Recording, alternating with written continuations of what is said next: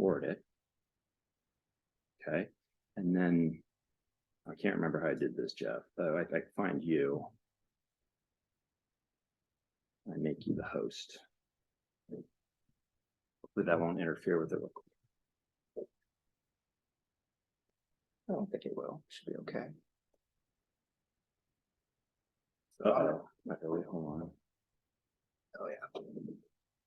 The people on the phone should see my screen, but we're gonna get the TV in here to switch over. I'm not going to use any beta analogies. Mine are all going to be car analogies because my entire career has been in transportation and automotive. So that's what you're going to get.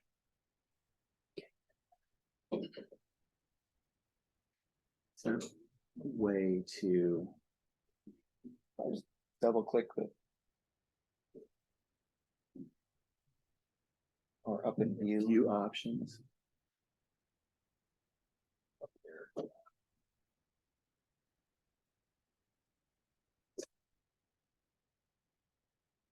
side by side. Oh, there you go. There we go. Okay. So my subtitle, I did have help from ChatGPT. Same with the description for this.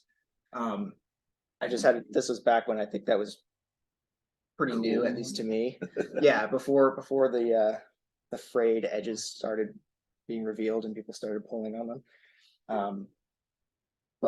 Yeah, so this talk is really kind of inspired by my experience and my growth as a data scientist, going from someone that was just really into the technical details of how these models work, trying to squeeze out the most accuracy and not really paying much attention to all the other considerations that you need to pay attention to when you're not just playing with toy data sets, when you're not just doing something for a presentation, but when you're actually building something that's going to be used in the real world. I do have to plug my company. They're letting me use this PowerPoint template here, or Google Slides template. So I work for E-Ink. I'm a lead data scientist, and we're a technology provider for automotive. We have two main businesses. There's eBlock, which is a digital and physical wholesale auction for dealers to kind of offload vehicles that they don't think they're going to be able to sell locally. And we also have eDealer, which is a digital dealer platform, provides website services to automotive dealers. So when you go to a website and you see their inventory, that's the kind of website that we would provide for them. So that's the plug. We're not hiring any data scientists right now, but we have other open positions. I am hoping to hire at least one other data scientist later this year, but we'll see. I'll let you know. So yeah, I wanted to talk about this kind of framework for evaluating models, model methodologies, and I think it really just applies to kind of any analytics approach. The context here is all statistical modeling, but I do think that if you're like in a data science adjacent space, or you're a business intelligence analyst or something like that, there's probably a lot of really good stuff here that would apply. And then I've got some anecdotes throughout my career that I think help illustrate some of these things. So I'm just going to dive right into it. Here's the framework. This is what I found to be really useful for making a decision. Is this the right approach to this problem? And I frame it as a statement. A good model balances these criteria for a given use case. So accuracy I have at the top. That isn't to say it's the most important, but I put it at the top just because I want to go counterclockwise. Objectivity, robustness, interpretability, versatility, and efficiency. I think these are key dimensions to consider when building a model, when selecting a methodology to pursue. You need to think about these. It doesn't mean that they're all equally important for every use case, but you should think about them and try to size each one for a given use case. So we'll talk about accuracy. This is probably the one everyone's the most familiar with, but The model should be able to predict the target accurately and non-vacuously. And I think that second piece is important to state, because you can have a really imbalanced data set where 99% of the data is not a success and 1% is a success if you're predicting some kind of binomial outcome. And a really good model with 99% accuracy would just be to predict that you'll never have a success. And that might be accurate, but it's not useful at all. And by having that in mind, you can get a model that is actually accurate, not just technically accurate. And accurate models are more useful than inaccurate models, and they're going to sort of define the scope of the types of problems that you can solve with that model. If you're, I'm in automotive, so if you're predicting how many Ford Mustangs are going to sell in Burlington, Vermont, and your model is not very accurate, but you might be able to kind of aggregate your data and say, well, how many Ford Mustangs are going to sell in New England? And maybe that model is a lot more accurate. That's going to define the scope of what you can do. You're not going to be able to do anything at a more granular geographic level, but you'll be able to do something really useful at a more aggregate level. So accuracy is going to lend itself to the credibility of the model and kind of how much use you can get out of it. Objectivity is the model's ability to quantify the impact of the independent variables with respect to the target. So these models, objective models, are going to be more multi-purpose, because you could maybe interpret the values that you get out of the model, not just the prediction, and maybe be able to do something with those. Objective models are also more theoretically consistent. So it's not like a giant black box model that spits out a really accurate prediction, but you have no idea how it's working. And maybe if you were to compare the behavior of the model from prediction to prediction, you'd get some weird stuff, like maybe the relationship with price is not monotonic, but you would expect that if price goes up, the likelihood to purchase might change in a decreasing manner all the time. But a black box model might not do that. You might decrease the price by $1, and the likelihood to sell actually goes down or something. So objectivity might be important if you care about kind of using the model for multiple applications, and you want something that is theoretically consistent, which might be necessary if it's going to be under a magnifying glass and under heavy scrutiny. Robustness. So the model should be robust to changes in the modeled system or data. So sometimes we're modeling systems that are physical and they're sort of fixed by the laws of the universe. But sometimes we're modeling more dynamic systems like human behavior, and those systems can change. And a robust model needs to be able to handle that change. It needs to be able to deliver stable results over time. And if they are going to change, they need to change in kind of a smooth, predictable way. These models also require less maintenance, because you don't have to scramble and be like, oh, we got a new day's worth of data in our data set, and now the model is doing something weird. Now we have to like go all hands on deck and figure out what happened. Interpretability. So the model's structure should be transparent to stakeholders, and it needs to be easily communicated. An interpretable model will withstand scrutiny better than a black box model. So being able to understand how it works, how it arrived at a prediction, can be really important. It's not always important, but I'd say it's more important than people realize. A lot of people say, oh, we can just use a black box. We don't care how it works. We just want an accurate prediction. But the moment a prediction comes in conflict with a subject matter expert's opinion of what should happen, suddenly, oh, we do care about how it works. We do want to know how it arrived at this. And I think that scenario happens more frequently than people realize, and happens earlier in the process than people realize. The process being like the development of a model. Versatility. So this is the model's ability to incorporate new information with minimal effort. So this kind of goes back to this idea that sometimes the systems that we're modeling are changing, and they might be changing, but we might also be gathering new data about those systems that we want to incorporate into the model to either make the model better or to help it adapt to that changing environment. Being able to add new variables, new independent variables, new transformations of variables, whatever it might be, being able to do that and be able to do it easily with minimal effort is really important, and that makes the model versatile. Efficiency. This one really tripped me up for a very long time. So the model should train and make predictions quickly, right? That's, I think, what most of us think about when we think about efficiency. Fewer compute resources for training and for prediction. If you need to be able to make real-time predictions, the model can't take 10 seconds to make a prediction, right?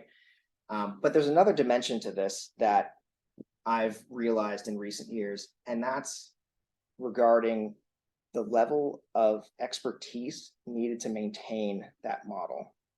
So if you are building a model and you're using the latest and greatest methodology that only like 8 people in the world really understand how it works, you're going to put yourself in a tough spot at some point, because the person that built it is going to move on from the company. They're going to get hit by a bus. They're going to win the lottery, whatever, pick your reason. Maybe they're just out sick because their toddler was sick all week, like I was this week. Having a model that requires a lot of expert knowledge is inefficient. And efficient models are they're going to cost less to develop and to operate, right? So a couple examples here.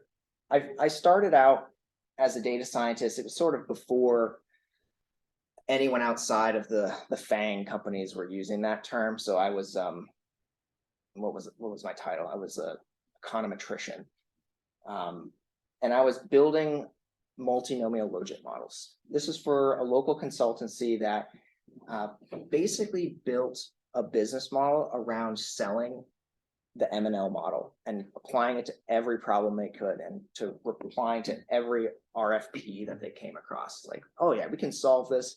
We'll conduct a survey, we'll collect some data, and we'll build an M&L model for you. Let's minimize this thing.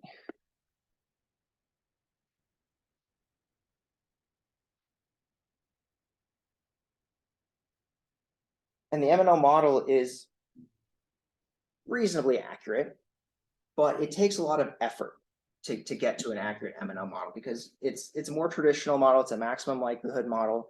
You have, generally a linear in parameters model specification. You have to say what variables are going to be in here. Do I need to scale them? Do I need to transform them?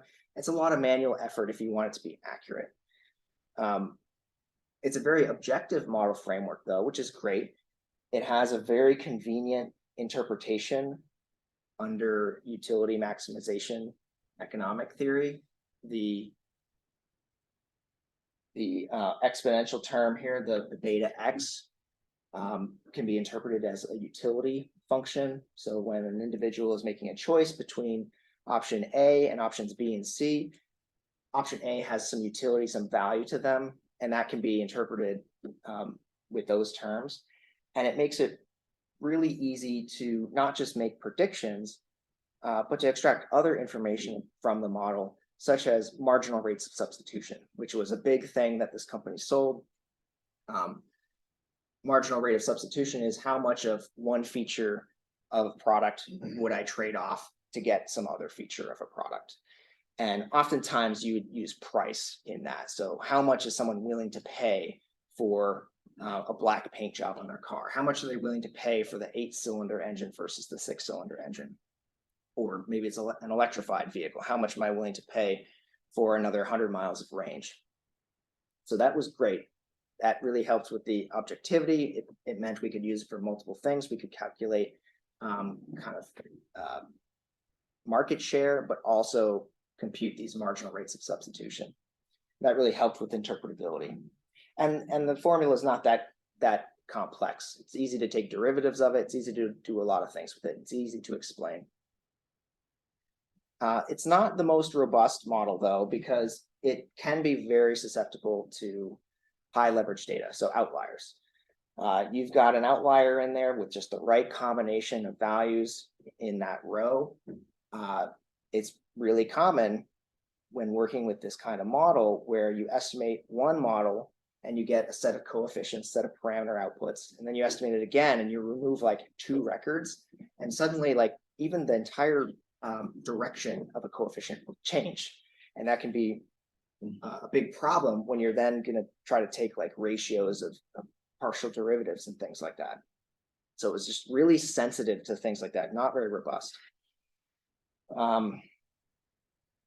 Adding new variables is kind of time consuming because you have to consider like, okay, I'm going to add this variable. What's the correlation with other independent variables that are in here? Is it going to like change the direction of these parameters, change the magnitude significantly? And it was just very time consuming. Efficiency wise, they were kind of slow to train. You know, depending on the size of your data set, you'd be talking about hours to train sometimes. If you're doing like a mixed effects model, it could be days. But prediction wise, it's really fast. So on the right, I just have, and you'll see a bunch of these, kind of my qualitative assessment of how well this approach does across these 6 criteria. For the problems that this company was bidding for, what they needed, what they required out of a model is here in blue. And the multinomial logit model fit that pretty well. And they were very successful. They sold hundreds of these projects. And all it was an MNO model. So this next one was a recommendation engine that I built for my previous employer, which is an e-ink competitor. It was successful, but it had a lot of challenges. And this is where I started thinking about like, what am I doing wrong? Like how can I be designing these models? How can I be selecting the methodologies to be more successful? This is probably where I started thinking about this, but I didn't have the language to describe it at the time. This particular engine had at least a dozen different use cases that it needed to support. And the requirements of it were sort of constantly changing. What I have here in blue on the right is sort of where it ended up, but like throughout the life of this model, that was changing all the time. So that was one challenge, was just that moving target.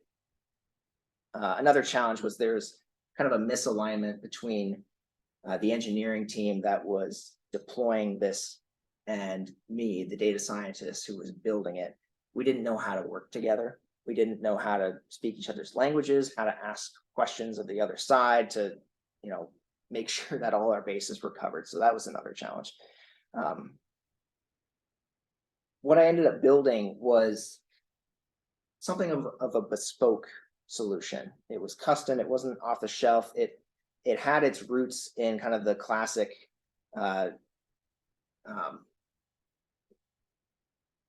Pandora Netflix recommendation world, but it had a lot of customization because we had just so many different requirements that we wanted to be able to satisfy.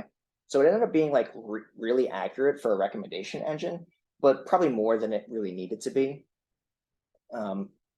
It was also very objective. Like it had a very well thought out theory and structure behind how you get from your input data to recommendations for consumers on automotive websites. That was probably something that I imposed myself because I'm a trained statistician and I wanted it to be objective. I didn't want to just dump it into a black box and get something out. But in the end, it didn't matter. Like in this case, they really didn't care how we got to the result. Robustness wise, it was kind of intentionally susceptible to new data. we wanted it to be able to react to a customer's changing preferences. So if they were looking at Fords one day and then a day later they were looking at Toyotas, like we wanted to be able to react to that quickly. So it was sort of intentionally susceptible to new data. Interpretability, it output kind of percent match scores, which would say like, you know, we recommended this thing for you because it's 95% as similar to previous things you looked at recently. And that was okay, but it could have been better. It was very versatile, and that was something that I was anticipating we're really going to need. Websites are changing all the time. Different things you can interact with on the website are changing. Data collection procedures are changing. So we expected to need to be able to add kind of new touch points for consumers and update our recommendations accordingly. So it was built in such a way that we could just kind of slot in new data without really thinking about it. Problem is that we never did it. Once the recommendation engine was deployed initially, it was just like, all right, it's good enough. And we just never went back to it. So that was kind of a wasted effort. Does it still run? It's still running, Nice. as far as I know. Yeah, it's running on 15,000 websites. So like it was successful, but it was painful. And I think the pain is kind of illustrated by the fact that the two shapes in that radar plot don't really line up very well. And it's funny because putting this deck together was the first time I really saw that. I've been using this framework to evaluate things for the last few years, but this is the first time I actually like went back to old projects and banged them up against it. And I was like, oh yeah, that makes sense. Efficiency is I think where the big pain was. We need something really efficient. Training and prediction was fine. Training took an hour, I think. And prediction, we could get predictions for a consumer in under 50 milliseconds. It's fine. The big problem was the other dimension to efficiency, which is maintaining it. And this is going back to that misalignment between engineering and data science. Engineering wasn't comfortable with containerized solutions. They wanted everything in Scala. I can't write Scala. I can write R and Python, and I can put those in containers, but I can't write Scala.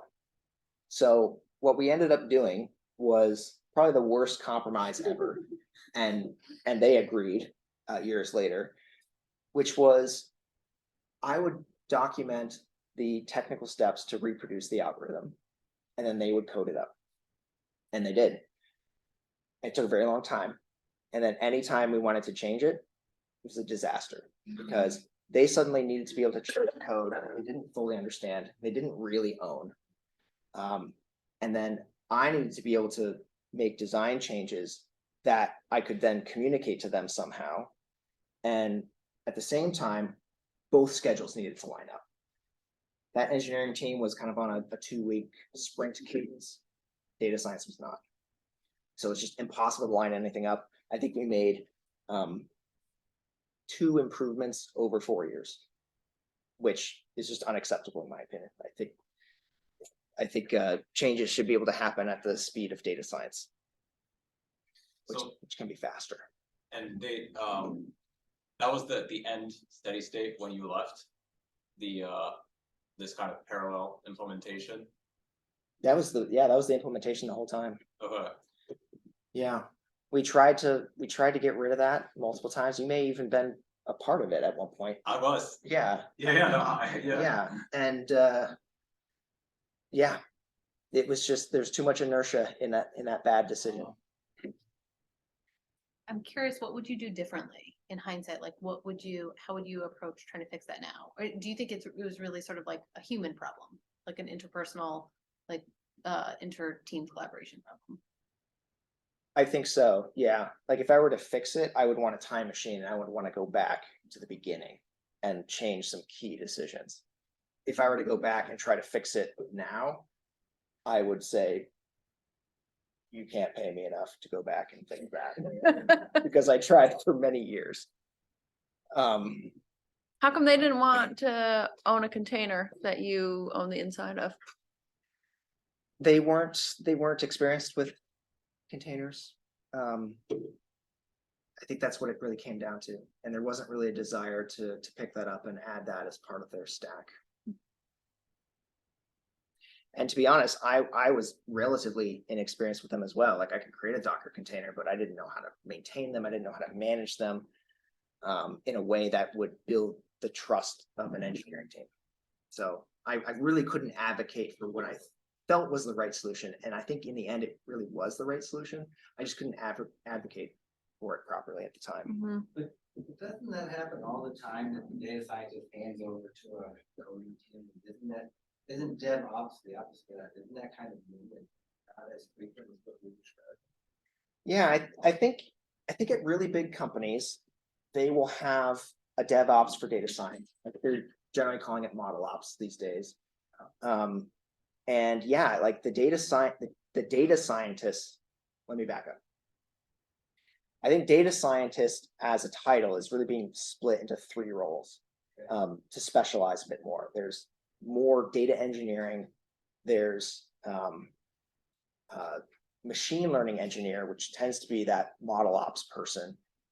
And then there's, I think it's still called data scientist most places, but I think it's really filling that research scientist role. They're the person that's really doing the exploratory statistical work. They are supported by the data engineer to get the data that they need. They develop an algorithm. They toss it over to the machine learning engineer, which acts as a bridge with like hardcore engineering. And then that's more successful. But I think the only companies that are really able to pull that off are the big ones. And there are a lot of medium and small companies that have just kind of that general data scientist, that well-rounded person, hopefully well-rounded, that has to do everything.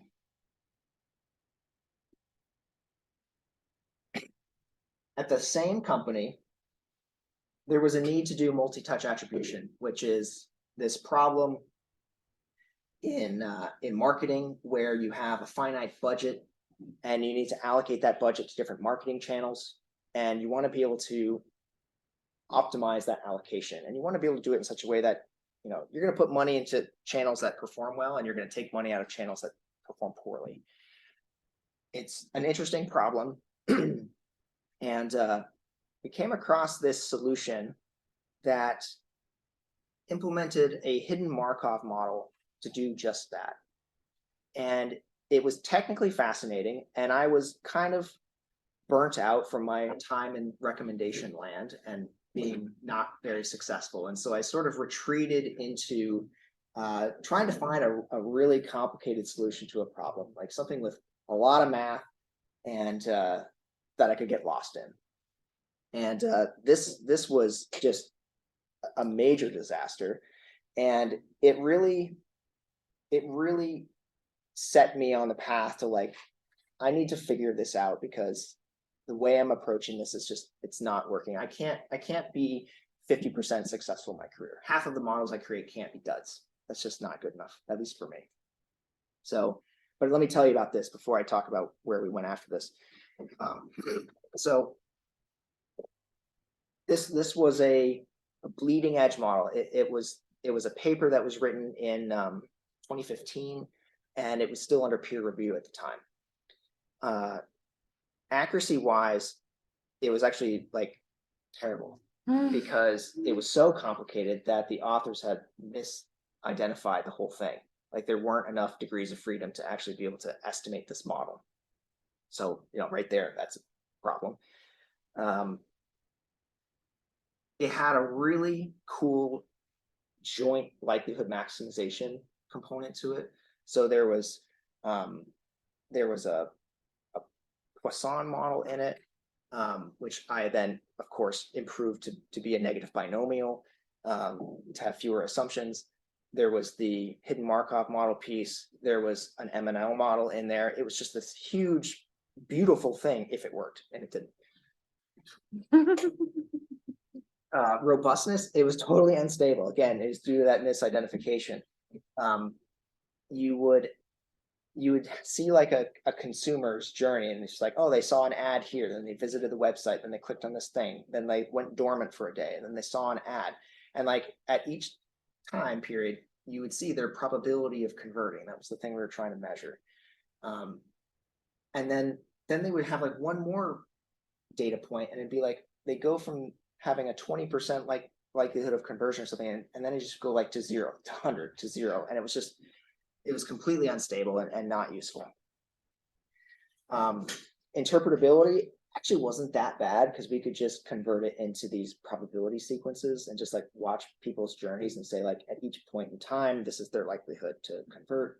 And that wasn't too bad, but if we had to go beyond that, it would have been impossible to explain this because this is the likelihood function.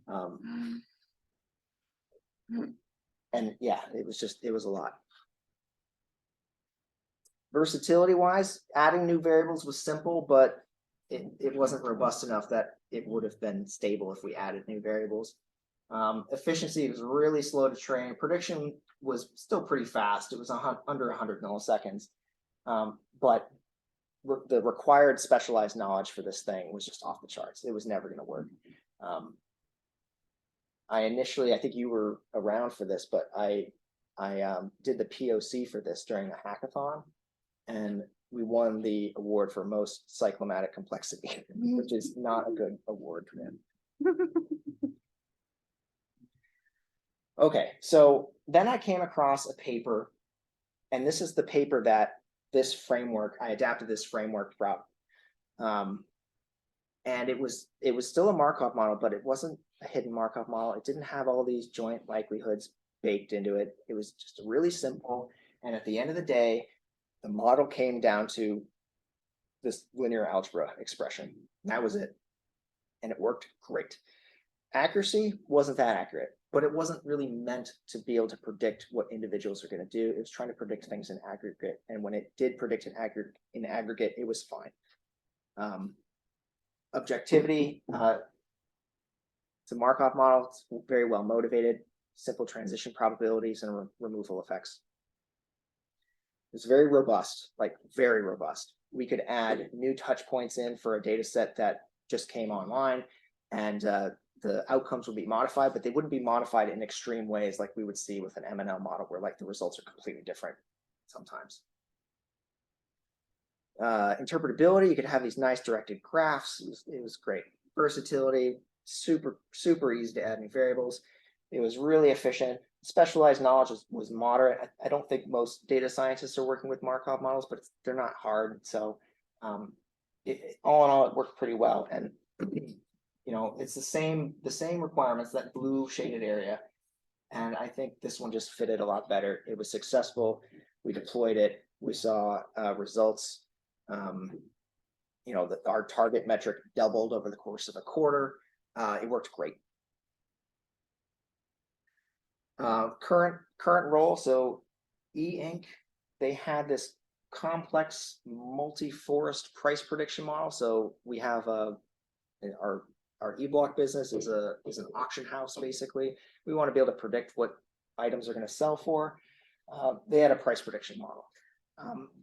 I ended up replacing it, and so this, what you see on the right in the radar plot, this is the old one. It was a model that wasn't as accurate as it needed to be. That was ultimately the motivator for replacing it, and I just replaced it with a single random forest, and it worked much better. It was much easier. The specialized knowledge, everyone knows what a random forest is if you're a data scientist. So it worked really well. And I think by replacing it, it just sort of expanded. It was more efficient because it was fewer forests. It was less complicated, and the accuracy, our accuracy metric doubled. So that was good. So this is just a summary of these 6. I just tried to contextualize them with those examples. But yeah, I think they're pretty self-explanatory. And if all of you just sat down before this meeting and actually thought about what it would take to have a successful model, you probably could come up with a list very similar to this. But I just found it really useful to see it like formalized and written down, and now I can think about it all the time, and it's been really helpful. Yeah, I think that's all I had. Yeah.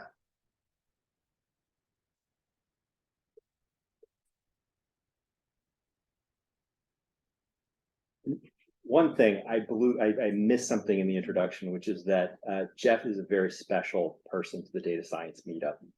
So I was saying that Andrea was new, but seemed like an old person, you know, a very old member. But Jeff is kind of one of our OG members. I think this is probably your 5th or 6th presentation. It's for 6. Yeah. And and when I first came in, he was presenting about evolutionary algorithms, which may be an example of one of the really technical things you were excited about that you. Yeah. Well, it's funny. I did a presentation in maybe 2014 about random forests. Right. And That Arts Riot. and I was really into the technical details of it. And it's funny, like, it kind of came full circle, because the simple solution that I came up with for that price prediction model was just that. So I think these things change over time. Like the specialized knowledge isn't going to be the same in 10 years as it is today, like what's required. Maybe everyone will be coming out of school and fully understand hidden Markov models. I don't know, but yeah, these things evolve.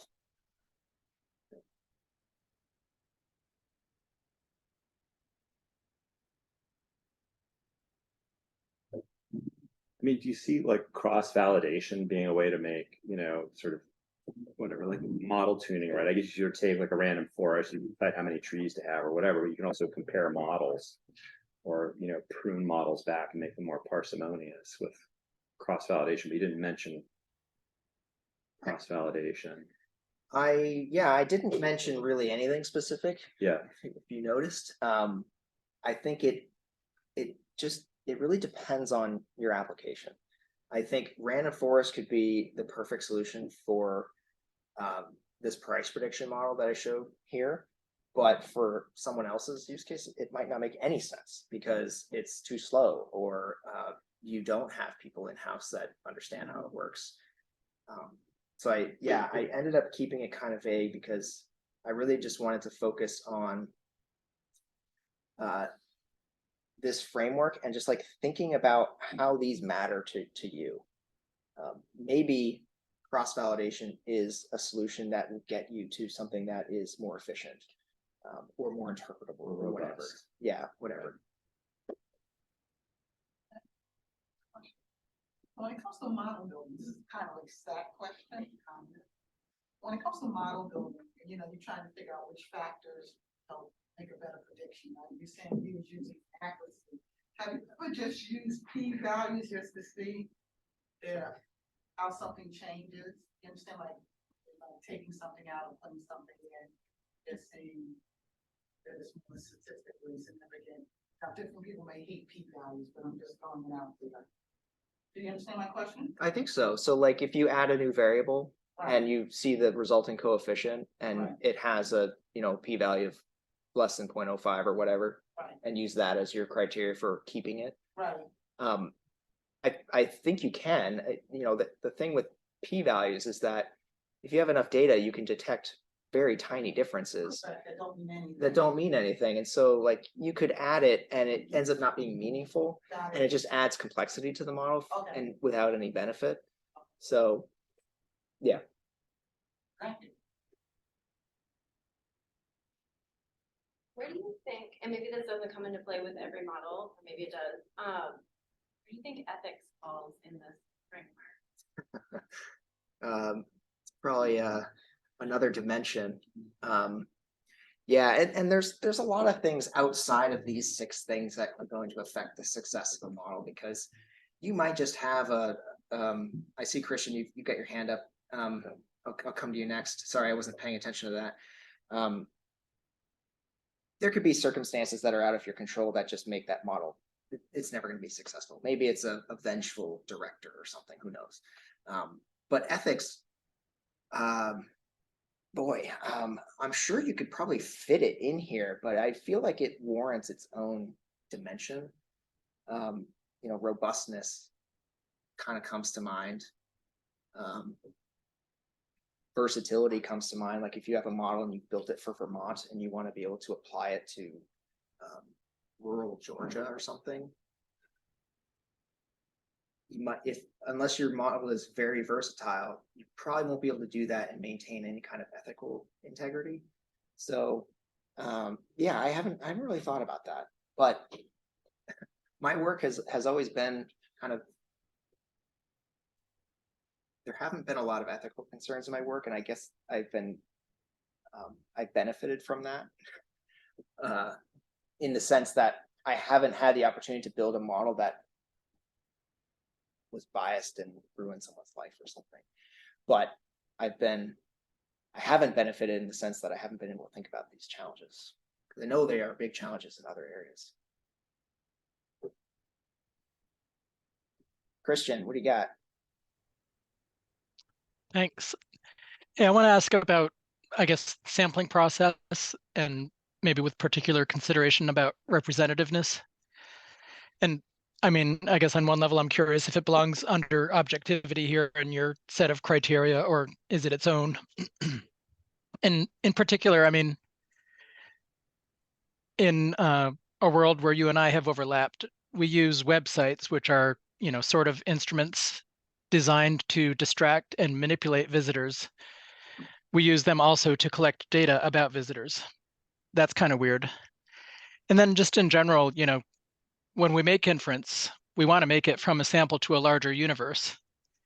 And with an unknown sampling process, we don't know what universe we can extrapolate to. So, you know, back to the sort of general question, is this just part of it, objectivity, or, you know, is there something else beyond your criteria? I think it's part of objectivity. You know, I said in the losing my voice. I said in the beginning that the context here was models, but I think it really goes beyond that. You know, it's the whole process behind a model, which includes data collection, and it includes just kind of general analyses that we wouldn't, as data scientists, call a model. So I don't have a bullet under objectivity that I think captures that, but I think that would fall there. As you know, there are all sorts of issues with observational data versus experimental data. And when we're working with websites, we don't really have that much leeway to run experiments. We just have a bunch of data that the business has collected during the normal operation of a website. And that data is biased. You know, it's observational. There's no experimental design behind it. We just got what we got.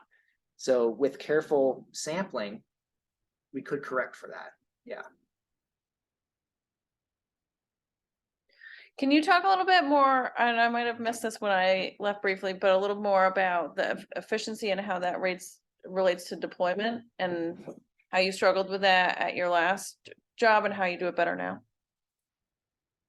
Yeah, the deployment was the sticky point for that model. It was a giant pain to get any changes to it. Yeah. If I'm, as a data scientist, I have this model and I want to be able to, you know, log transform something, I should just be able to write log and a couple of parentheses, hit save, commit it, and it should go through some pipeline and just like work, right? There should be checks and balances along the way to make sure nothing goes wrong. If I wanted to do that for that recommendation engine, it never would have happened because the change was not big enough to warrant the effort. And if it was, the amount of effort that would have gone into it would have taken at least a quarter to make that thing happen. And most of the time, those changes, you know, we would kind of accumulate them and like hope that we hit some threshold about, okay, now people are going to be willing to actually go through with this. And we did that twice over 4 years. And I just, yeah, I think models need to be more dynamic than that. It's not realistic to think that we can build the perfect model right from the beginning. We need to build something, we need to collect some data, learn from it, and iterate on it. And the faster you can do that, the faster you can get to something that is going to work better. So what's the solution? Is it is it containers? That's what we're doing at E-Ink. Yeah, everything's containerized. Everything goes through a CI/CD pipeline for deployment. There's checks along the way. There's unit tests and health checks and all sorts of stuff to make sure that something really bad doesn't get through. And it's all automated. So making improvements to it. But yeah, I can push a change and have a model API that engineering is consuming for our platform. Have that, from hitting Control S to it being live, half an hour. So we have, Ollie has a question online. Yeah, great talk, Jeff. Just had a question about sort of how you assess these criteria, because it's kind of intuitive to look back at a model that you've created and assess it based on this criteria, but starting off or maybe during the design process, how do you go about in defining these things before actually going out and trying them? Does that just come with experience, or is it more, is there a secret sauce there somewhere? That is a great question. And I will say that if you ask your stakeholders, which of these 6 things are important to you, they will say all of them. And that is not useful. So what you really have to do is you have to ask a lot of questions. You need to provide a bunch of what if scenarios and see how the stakeholders react. You need to understand the business that you're building the model for. You can't just be like handed a data set, build something and throw it back. You need to actually understand what they're going to do with it. And that will allow you to build out that blue, the blue area here. What is actually required? You can't just ask for it. So I would say ask a lot of questions. And if you do have an efficient process that will allow you to pivot quickly, that'll just make this easier, because in the end, the requirements right now for this model, which is, has been deployed, these are the requirements, but will they be that next year? I don't know, maybe. So yeah, ask a lot of questions and prepare for change. Cool, thanks. Question. So great talk. And I guess I have 2. One's more serious, one's a little bit more silly. Just when you were going through this is very interesting, right? And just from hearing from your experience, how these different scenarios played out. One thing that came to mind is, like in different projects or at different times, right? I'll actually have the right, so the requirements are fixed, and then there's the model, or at least the current version, and what I'm iterating more over, what the team is iterating more over, is actually the more data engineering. Is kind of the feed itself to the model, and that ends up kind of warping the shape quite a bit. So I was wondering if that rings a bell, or if you have some projects where sure there was maybe there was a change from one modeling approach, but that a lot of the heavy lifting might have actually been in the just doing some data engineering to get from one to the other. Yeah, the pre-processing that, yeah, I think I know what you're talking about. So like you build a model that expects data in a certain structure, but someone needs to kind of transform raw data to meet that structure for it to be useful by the model. Yeah, or just if you're gonna do the pivot to a new model, that a lot of like the hard work and secret sauce will be in some kind of transformations that you end up having to do on the data, so like, and that's where at least a lot of the time will end up going, rather than the inside of, oh, I need to have a different my maximum likelihood estimate will be on a different function. Yeah, and I think that kind of falls under efficiency. Like you're going to want to, the interface between you and the model user needs to be stable, because if it's not stable, they are going to have to change, and who knows what their schedule looks like. And that's just an inefficiency there. So if your model requires a bunch of transformations, you should probably do them inside the model, as like a pre-processing step, and just work with like a common, the input should be like a common set of raw fields, maybe. So like if you're just pulling from a database, engineer can pull, select first row from a table and send that to the model. That's going to be preferred over having them select that row and then do a bunch of transformations and then send it to the model, because you might want to change those transformations, but now you don't own the code that's doing it. You want to own that code. Right on.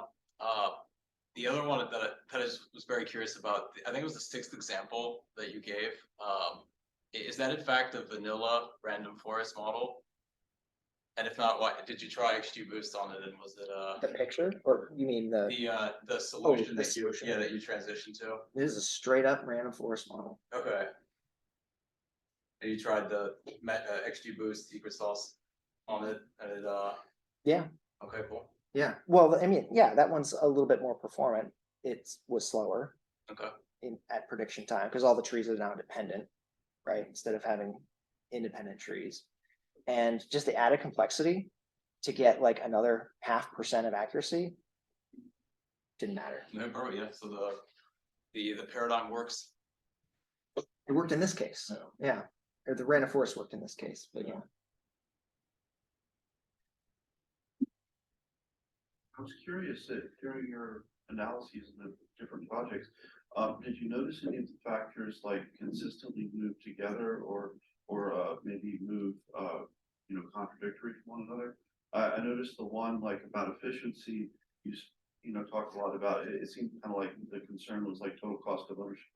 Like is it efficient in terms of are people going to require a lot of expert knowledge to maintain the model over time? Did that move contrary to like your I think the one objectivity maybe one of the one that focuses on simplicity versus That's a good question. I did not notice any kind of correlation in the movement of these things. But I do want to say like efficiency was at its highest here. But I think that's also a function of the environment that we were working in, because where I am now, like the efficiency requirement is lower, but in reality, it's kind of the same because we still we don't want to hand over code or like have someone rewrite code and then get into that same scenario. But at E-Ink, we just have like a totally different, operating structure. And so we're just like more naturally able to meet these efficiency requirements because we're not even entertaining the idea of doing what we did for that other one.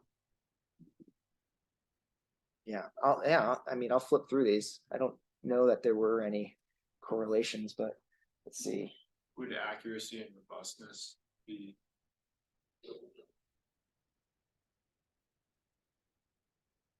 I think the one that I've noticed and I thought about the most is this one. So objectivity and interpretability, I feel like tend to move together. But yeah, that's the only one that comes right off the top of my head.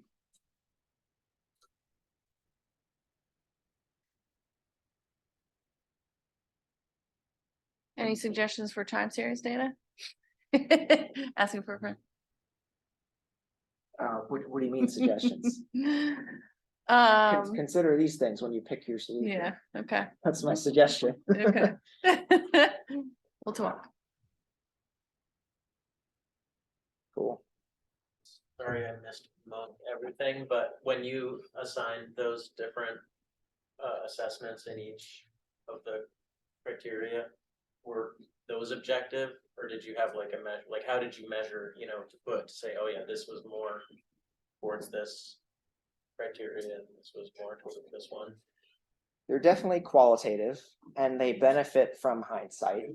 So these were just kind of like milestone models and methodologies throughout my career. And so did I measure these objectively? No, I figured not, but I was just curious, like if it was, Yeah, your feeling about them, that qualitative experience. Yeah, I think it's related to Ollie's question about like how do you determine these things when you're building a new model? And I was just thinking back on these experiences and thinking about all the conversations that we had about multinomial logit, for instance, and how none of them had anything to do with compute time, like ever. But being able to say to like the FHWA or something, this willingness to pay for travel time savings is real. And it's not just an artifact of some like crazy black box.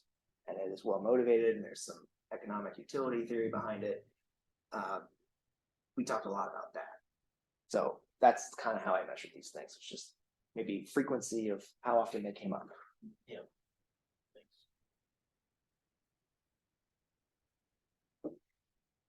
You also look at these in terms of like the system in which the model lives in, right? Because often we get a data set and then we're going to say, we're going to create this model, it's going to do a thing, then I'm going to output this result. But then there's the whole system of systems design of like, okay, this data is connected to this other piece or these other users, and those users are changing, and we're going to have different kinds of data changing over time. And then the outputs are going to affect that. And those might affect the way that you know, evaluate how, you know, robust it's going to be or something like that. Yeah, well, you said robust, and I think that's the one. A robust model is one that has multiple uses. I put it here. I think it might have been on the other slide. Yeah. So, maybe it was versatility. I think I said it. Changing environments. Yeah. Anyway, my eyes are getting fuzzy here because I've been up since 4 a.m. But I think you're right. Like, part of this is not just looking at the model in a vacuum, but considering the system that it's going to be slotted into. And if you've got a series of models that are all interacting with each other, maybe thinking them collectively under this framework would be helpful. I guess what you said about like not expecting to like have it perfect first time either, right? Expect iterations, like it will, if the, like the users change or something in the system changes, you can start to adjust the model, right? Yeah, I think being able to iterate quickly has so many benefits, and I think it's really undervalued how much you can learn and then just make some small adjustments and get a big improvement. Do you ever set actual metrics on these numbers before deploying a model, or maybe after deploying the first version of the model as you iterate? So like for each of those, you would have actual KPI that you would track? For each of these 6 things? Yeah. I've never thought of that. No. I mean, we have like response time metrics and technical performance metrics of APIs and stuff like that, which would maybe satisfy part of the efficiency one. And then depending on how hardcore you are at Agile, you might measure spikes and sprints spent on a particular model epic or something. Mm-hmm. But yeah, in terms of like measuring robustness, I haven't seen it done. Mm-hmm. So a theme of these, I think an earlier version of this that Peter, you might have even seen, is that I think the first 3 are things that statisticians tend to think about, and the bottom 3 are things that the business tends to think about and prioritize. So yeah, I don't know. I don't know why I mentioned that. I was going somewhere and I forgot where I was going. If your kid wasn't sick today, you would have just I would have nailed that question. nailed it.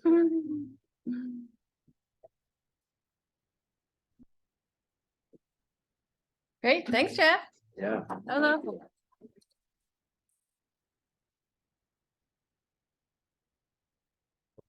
Now we need to get your first presentation that you ever did for this group and review it. I don't know where it is. I do remember your last one though. It's kind of, it does connect here. This is it was something to the effect of, you know, why I became an engineer to avoid engineering, which speaks to you know, essentially the right, was it versatility or That was the talk about the crazy AWS thing that you did.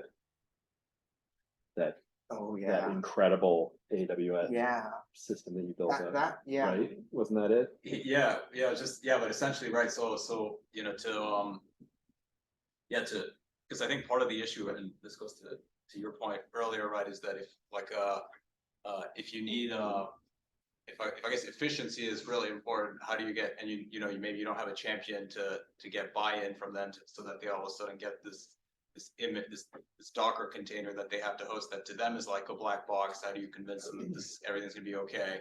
Yeah. Well, you become an engineer and kind of do it. Yeah, you do yourself. And even then, maybe it doesn't work. Actually, you move on to another Yeah, role. so I think in that case, you know, looking back on that, we had, I didn't have this like language to talk about these problems. And so I intuitively felt that if we could really increase efficiency and be able to iterate on models faster, we could just sort of blindly find little solutions and come up with something better rather than like trying to design something perfect from the beginning. So yeah, that AWS deployment pipeline was an attempt at that, like trying to make something really efficient so that we can, you know, do a lot of testing, a lot of iteration. Yeah. So kind of using efficiency as a crutch to maybe uncover the issues across those other dimensions.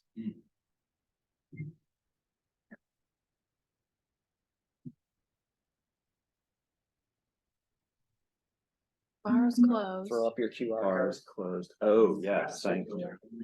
Bars closed. Yeah, if anybody wants to donate money, would it work if I just set my QR code in the middle of this table for Venmo? And then you get to show like everybody can see who's being generous. But if you can't donate, obviously don't worry about it. But Everyone on the phone is off the hook for donating. Thanks everyone for calling in. Appreciate your time. thank you. Holly is actually our treasurer, so I'm not, for good reason, I'm not supposed to touch money. That's somehow your Venmo, but, Well, because you won't use Venmo. I know. You're too I'm paranoid. kidding. I'm kidding. Will you share that deck, Jeff, on the meetup page? Yeah. Okay, that would be great. Thanks Awesome. for letting me in. Oh, yeah, yeah. I did that. This might be our all-time high. Good. I can feel it. I can feel it. Okay, although I'm also scared of it. So I can say. Yeah. Yeah. Spend it all. I can show you spent it all. Amazing. Yeah, actually, funny story. Deep. About, Also, you have an abstract. just told today. that- I do know. I'll send it to you, but I didn't. Yeah. that's- But you're.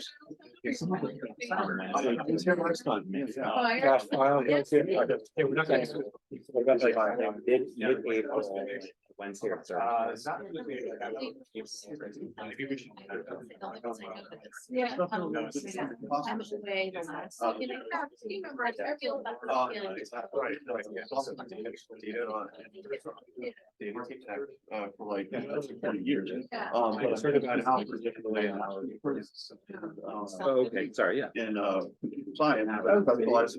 Yeah, like either 1920s. So I find machine learning, I find there's fascinating, but I exactly understand all of the math behind it. And I just wonder, like what is the, you know, how to say it? I was really encouraged when you said, it's three kind of specialization, you know, you got like the ML ops kind of guys, you got the research scientist kind of guys. I don't know, is it saying more about that in terms of like how you see schools kind of fanning out and what's the kind of trajectory like the hardcore software engineer interested in getting into math? Now, remember me if I reach out to you, so we can get me back on track. I set up a DEI thing, I will- and stuff like that, Oh, and then I okay. was New York for a while, my mother passed away. Oh, okay. 94. Yeah, it's good for good for but I like research and I like data, and I just want to do Yeah. that, Yeah. you know what I'm saying? Yeah. So, Yeah. we should talk about that. Great. How many imposter syndrome. Oh, Yeah, exactly. yeah. Everyone's not right. But I'm bad, I'm bad. It's just remember that everyone. Yeah. Yeah. Oh, but it's good seeing you. Yeah. It's good seeing you, yeah. Yeah, good. It's fine, you know, I got my master's. Right, and then I got the data science. Yeah. So it was interesting hearing somebody talking about languages. So yeah, it's like, it's good. Yeah. Yeah, that's like, you're right? That's how it's been. Oh, man, you know, asked me many years ago. Let's keep in touch. And I called her one day and I said, you sound, you know, she said, the baby. Like, we haven't spoken 9 months. Okay. Yeah. I'm just saying, yes. But you do these things, every single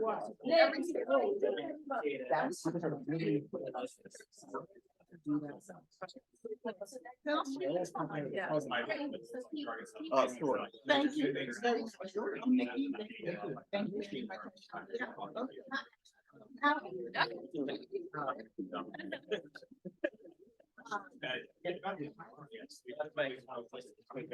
And this is why we choose today.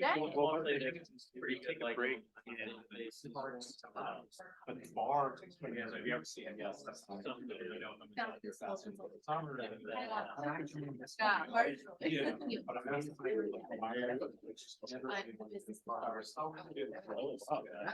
I just have to run.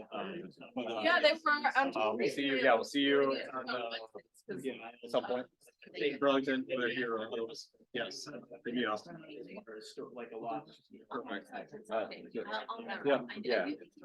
I wonder if we can just like bring in like Thank you for hosting as always. Yeah. grab variety pack. Hi, nice to meet you. I'm not fine. Oh, okay. What's his name? Okay, There's a yep, variety, and then, yep. I mean, I have to do all Yeah. kinds of stuff, like sometimes, you know, $300,000. The battery, it's funny because I've worked in, multiple different software databases. I've always worked in software companies. And software companies, A data SharePoint. scientists are like real estate. at beta, they're not, it's like, oh, you're like, especially in software, engineers are like, I'm an electrical engineer. Right, they're all beautiful, you know, materials engineers, they're all these different kinds of like. Actually been one of the And gaps it's not what, that I think that, how they you know, describe it, but I like. And battery in particular are. The data. Motors. Okay. So no education. Yeah, yeah. Like I understand, like you sit me in front of. Yeah. And I put together a list. There is an office here that's not. And it's like, okay, great, so I can type here in my interactive Python window, how do I put this on server so that I can. I am a member of this building, but we do. Planning here. And I don't know, they haven't taught us that in any of the classes, but I'm happy up right now, because they're doing it on trying to solve an NLP problem. Yeah. Yeah. Yeah. It's starting to specialize in. I started to look at our like proposal data that we do for like federal contracts, we do like a lot of proposals. And we want to be able to see all of those and be able to have a much more intelligent way of searching through our patent proposals based on criteria reviewable and find Yeah. material that we can use for those Oh, great. kind of Yeah. massage. Yeah. You don't want Very to. cool. Nice to meet you. Yeah. Please keep coming back. But yeah, to range the problem. Next one, Ideas for like, Andrea's okay, well, we could stick this bit of Python into a Lambda function deployed. in And then we're thinking AWS, about doing to, one after, you trying know, one after about, to assume some data that I stored in a um, database earlier. You know, that was output from that, you know, like. I'm thinking it. And I can pull that out. And I can, you know, execute this up, you know? Faraday, and that's. On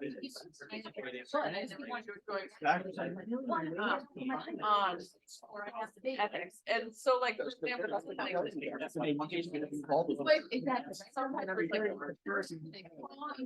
Like, oh, like you. Model, all else equal, so it wasn't likely to give a loan band that option, it's like. Like, Very efficient. pump up, now you manually say, Yeah. these are the same. Definitely, I mean.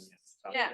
Yeah, so it makes the model, that's actually maybe going to Jeff's schema, because if you was given this case, because it negates accuracy, it makes it less accurate. Wow. Because you say like, this is the number that would make it most accurate, nope, don't do this. And I mean, I don't want to be a physician. Yeah. I don't. Right, one more facet, I know. yeah, Like, really business. Yeah. yeah. Yeah, my, I'm trying to. Yeah, exactly. Yeah, it could be like, oh, this contract's always like, oh, it's role plays, right? Yeah. Yeah. Great,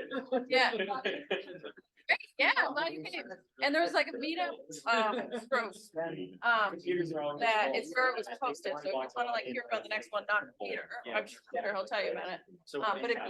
But if you join that group, you'll get all of our notifications. Okay. Great, perfect, yeah, yeah. Yeah. Great, yeah, nice to meet you, thank you. Yeah, keep them tight and, at least not too much. Yeah, we sort of model. Yes, yeah. Guess maybe there's a career tool that I guess.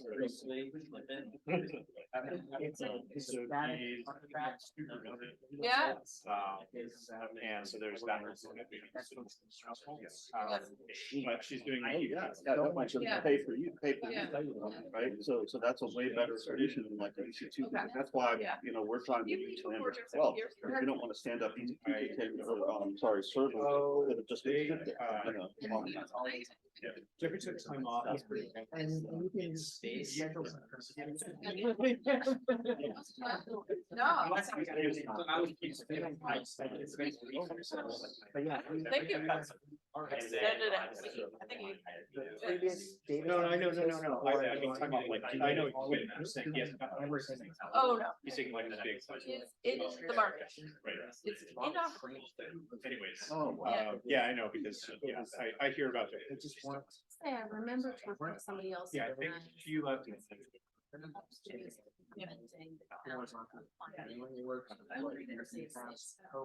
Jackie left and then like the economy was pretty good and then it's like only 2 months Yeah, later. exactly.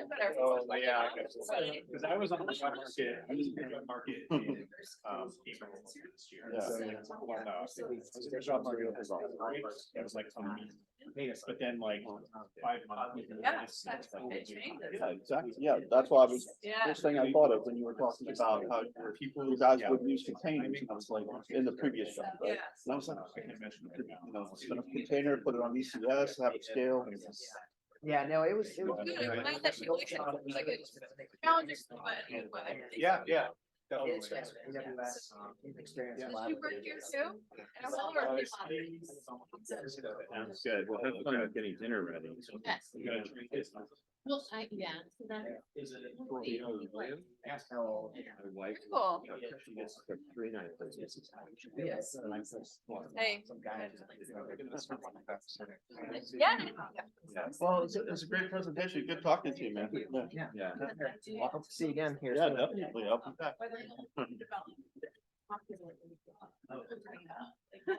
Well, I guess the poor guy had an Italian who loves to cook. And that's a- Yeah, yeah.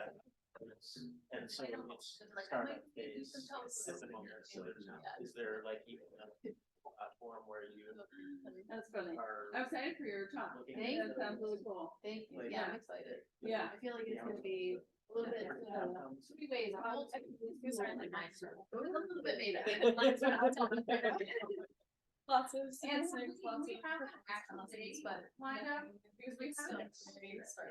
No, Okay, so we have to do that, I graduated from UVM last year, so the week of, been here ever since. uh, It was an internship. April 16th. Yeah. so the sixth, Sunday is the 16th. Probably the third day after that. How many people you guys have? 10 of us. Yeah, so what is, our data science team is just Well, the week two, of our the R&D 16th. team is two, Oh. so. I'm just saying. Yeah, I get to wear a lot of hats, which is really cool, Okay. really good for, Right, so we have 10, facilitating so learning. I'll see it sometime that week. Okay. Yeah, we should post it. Yeah, Like we're this, just- too. we're just starting. Yeah. Gotta give us the. Doing some consulting now for what, Yeah. has 80 people. ChatGPT. Gotcha. We still only have. Yeah.